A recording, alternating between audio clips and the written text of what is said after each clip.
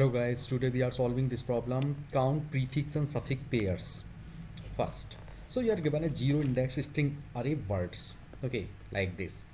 So let's define a boolean function is prefix that takes the two string str1 and str2. So it is taking like two string str1 str2 and it returns true if str1 is both prefix and suffix. Otherwise it will return false. You can visualize like this. For example, this is s1 and this is s2. So if we call that function, if this s1, the first string is the prefix and suffix both. For example, here you can visualize this is aba. So see here, what is the prefix here?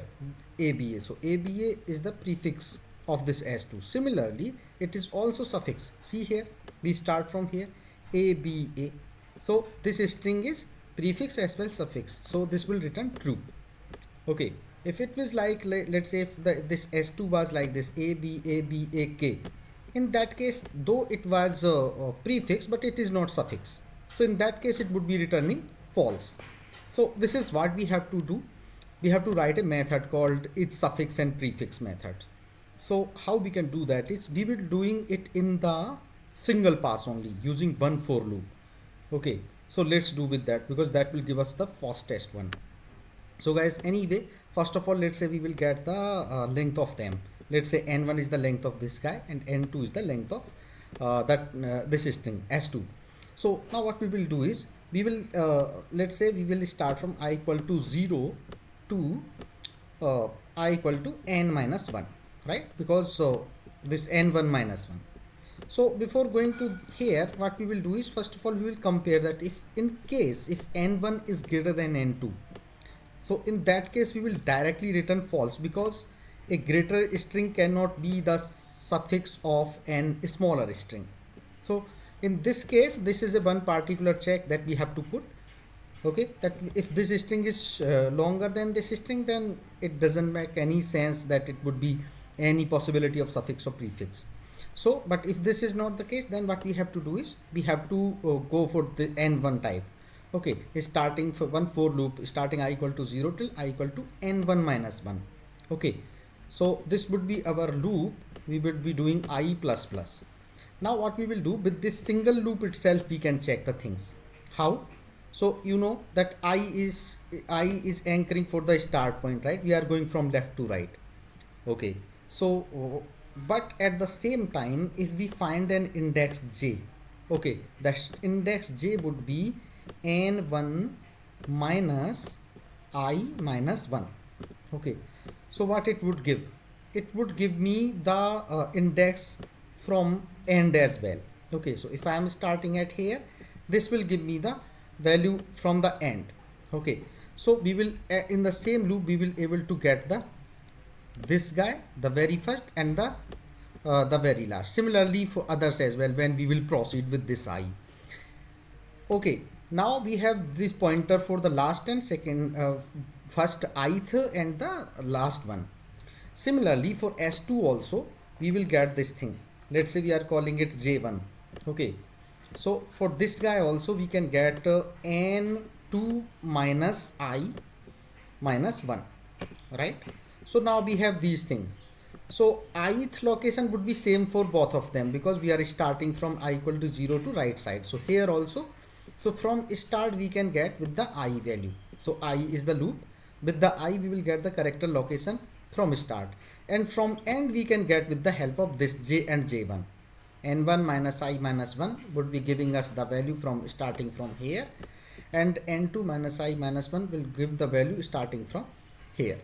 So if we compare these three, these four pointers should be same. Let's say we can say here, so s1 at I, okay, which is start.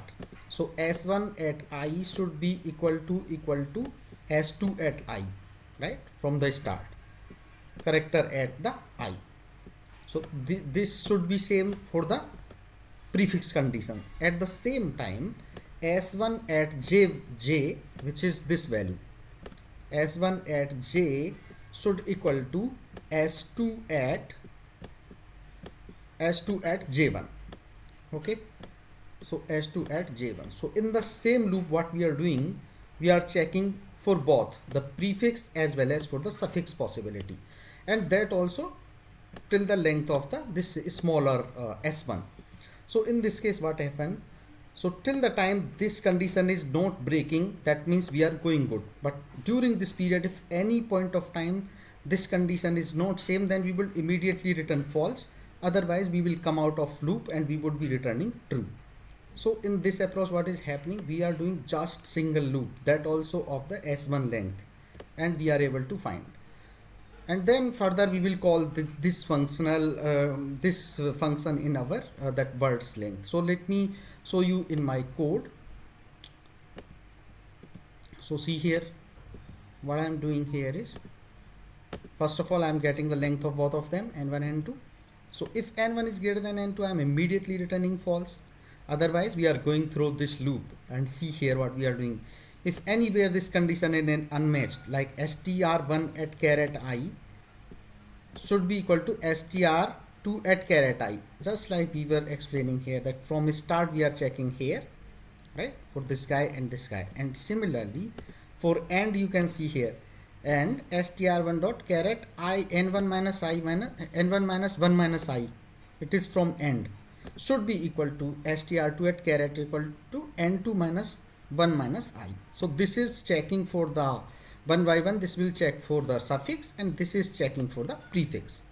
Now during this for loop, if anywhere this condition is not matched, that means there is no possibility of suffix prefix, then we are returning false immediately.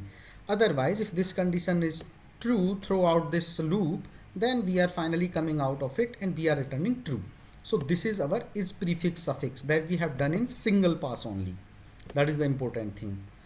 And then what we are doing, using this is function, then what we are doing, we are traversing through our this string array.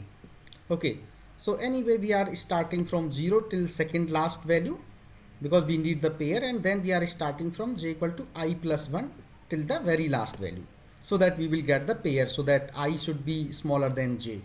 So with this way I am calling on this is prefix suffix method. So if it is true, means if it is suffix and prefix, then we are increasing answer by 1, and finally we are returning this answer. So let me try to execute this code.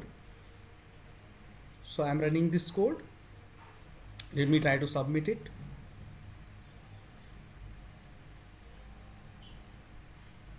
It is 100% faster. So thank you for watching this video. If you guys have any concern, please make a comment over there. Thank you.